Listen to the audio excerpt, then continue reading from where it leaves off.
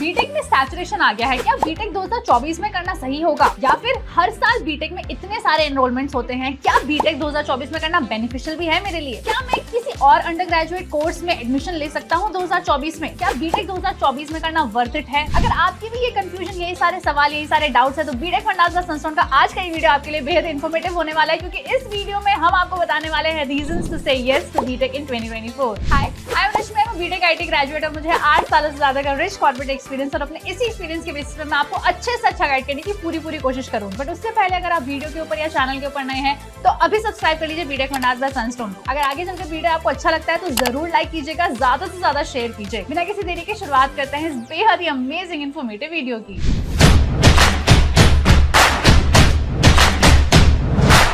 Reason 1 why should you से yes to BTech in 2024, वो ये है कि इंडियन इंजीनियर्स जो होते हैं वो हाईएस्ट होते हैं डिमांड में। अगर हम बात करें इस साल के एकेडमिक ईयर की यानी 23-24 की, तो इंडिया में इंजीनियरिंग एंड टेक्नोलॉजी के अंदर 13,50,000 स्टूडेंट्स का एनरोलमेंट हुआ है, एडमिशन हुआ है। बट उसके बावजूद भी 40 लाख इंजीनियर्स की कमी है अगर हम आज की बात करें। ऐसा इसीलिए है क्योंकि not just in India but global level के ऊपर, इंटरनेशनल लेवल के ऊपर इंडियन इंजीनियर्स की डिमांड बहुत ज्यादा है। अगर आप किसी भी इंजीनियरिंग ब्रांच की बात करें, मरीन इंजीनियरिंग की, एरोनॉटिकल इंजीनियर की, एस्ट्रोनॉटिकल इंजीनियर की, अगर हम मेटलर्जी इंजीनियरिंग की बात करें, या अगर हम सीएस आईटी इंजीनियर्स की बात करें, इलेक्ट्रॉनिक्स इंजीनियर की बात करें, इलेक्ट्रिकल इंजीनियर्स की बात करें, ये सभी के सभी डोमेन में इंडियन इंजीनियर्स की सबसे ज्यादा रिक्वायरमेंट होती है। Satya Nadella, CEO of Microsoft, is an Indian engineer. Sundar Pichai, CEO of Google, is an Indian engineer from Indian Institute of Technology Kharagpur. NR Narayana Murthy is a co-founder of Infosys, वो भी एक इंडियन इंजीनियर हैं। Shantanu Narayen, CEO of Adobe, is an Indian engineer from Osmania University. Vikram Pandit, who is ex-CEO of Citi Groups,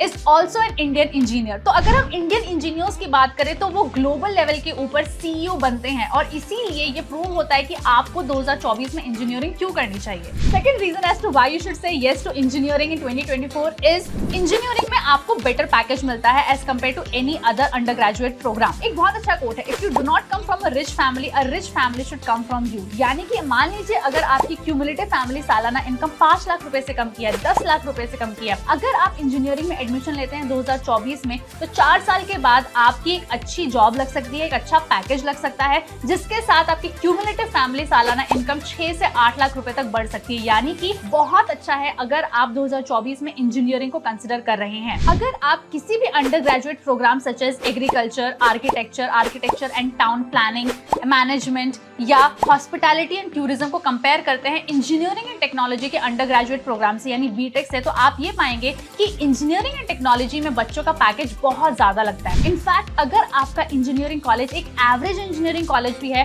तभी भी आपका starting package 3 lakh per annum का लग सकता है। मैम, इतने सारे फायदे तो हैं इंजीनियरिंग के, पर इंजीनियरिंग हमारे पॉकेट के ऊपर बहुत ज्यादा हैवी पड़ रही है, बहुत ज्यादा इसकी फीस होती है। अगर आप ये सोच रहे हैं तो ये भी हम आपको बता दें कि ऐसा बिल्कुल नहीं है, क्योंकि third reason why should you say yes to engineering in 2024 is क्योंकि इंजीनियरिंग अगर आप कर रहे हैं तो आपको बहुत ज्यादा फाइनेंशियल एड्स मिलते हैं। बीटेक में इतनी ज्यादा स्कॉलरशिप अवेलेबल है कि आप उन्हें अवेल कर सकते हैं अपनी कंडीशंस के बेसिस पे। For example, if you are a single girl child, आपके लिए स्कॉलरशिप अवेलेबल है, आप इंजीनियरिंग कर सकते हैं। If you come from a privilege society, तो आप इंजीनियरिंग कर सकते हैं और फाइनेंशियल एड ले सकते हैं। बीटेक को परस्यू करने के लिए गवर्नमेंट ऑफ इंडिया की तरफ से, AICTE की तरफ से, UGC की तरफ से, इनफैक्ट स्टेट गवर्नमेंट की तरफ से कई सारे फाइनेंशियल एड्स प्रोवाइड किए जाते हैं। यहाँ पर हम गवर्नमेंट की बात करें तो यहाँ पर भी आपको कई सारे बेनिफिट्स मिलते हैं, पर अगर हम प्राइवेट स्कॉलरशिप्स की भी बात करें तो आपको कई सारी प्राइवेट स्कॉलरशिप्स मिलती हैं टाइम टू टाइम, जिससे आप इंजीनियरिंग में एक फाइनेंशियल एड लेके उसे कंप्लीट कर सकते हैं। अगर हम प्राइवेट स्कॉलरशिप्स की बात करें तो कई सारी प्राइवेट स्कॉलरशिप्स का भी आप फायदा उठा सकते हैं और अपनी इंजीनियरिंग के फाइनेंशियल बर्डन को कम कर सकते हैं। इसमें बहुत पॉपुलर है रिलायंस फाउंडेशन की स्कॉलरशिप, HDFC परिवर्तन स्कॉलरशिप, फोर्टेक कन्या स्कॉलरशिप। अगर हम गवर्नमेंट स्कॉलरशिप की बात करें तो कई सारी स्कॉलरशिप स्टूडेंट्स के लिए अवेलेबल है जो वो बीटेक के लिए यूज कर सकते हैं। साथ के साथ सेंट्रल गवर्नमेंट के साथ साथ कई सारी state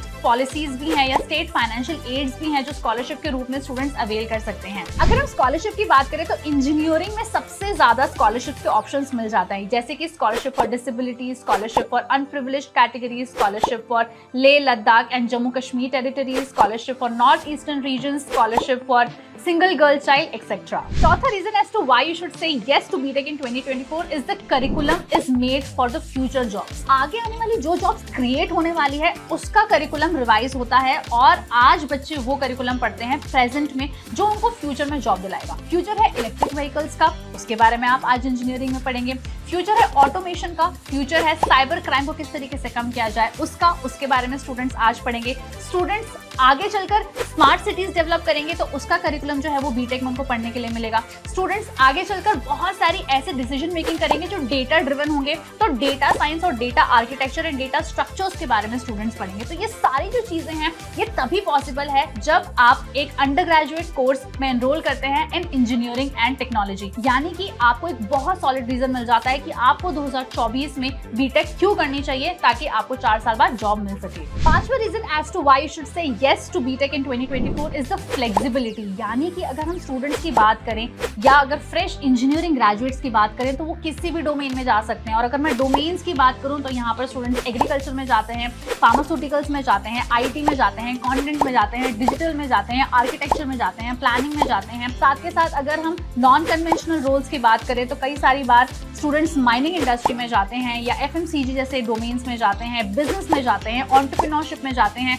innovation research and development में जाते हैं. यानी कि इतनी ज्यादा फ्लेक्सिबिलिटी आपको किसी और कोर्स में नहीं मिलती है, सिर्फ और सिर्फ बीटेक में मिलती है. तो ये एक बहुत सॉलिड और बहुत इंपॉर्टेंट रीजन है as to why you should say yes to BTech in 2024. I hope बच्चों आपके सारे confusion as to why you should think of pursuing BTech in 2024 के सारे जो डाउट्स है वो इस वीडियो ने क्लियर कर दिए होंगे. और ये 5 रीजंस को आप जरूर मद्देनजर रखते हुए डिसीजन बनाएंगे कि 2024 में आपको इंजीनियरिंग करनी है एंड क्यों करनी है. अगर आपको ये वीडियो बहुत अच्छा लगा है तो प्लीज लाइक कीजिए, ज्यादा से ज्यादा अपने दोस्तों के साथ शेयर कीजिए जिनको थोड़ा सा डाउट है कि 2024 में इंजीनियरिंग करनी है या नहीं करनी है. जाने से पहले प्लीज सब्सक्राइब कर लीजिए बीटेक फंडास बाय सनस्टोन को. अगर आपका कोई भी डाउट रह गया है अभी भी तो प्लीज हमें कमेंट करके बताइए, हम जरूर उसके ऊपर वीडियो बनाएंगे. इनकेस आप चाहते हैं कि हम किसी नए टॉपिक के ऊपर वीडियो बनाए तो वो भी जरूर कमेंट सेक्शन में मेंशन कर दीजिए. जाने से पहले प्लीज अपना ख्याल रखिएगा. Until next time please take care of yourself.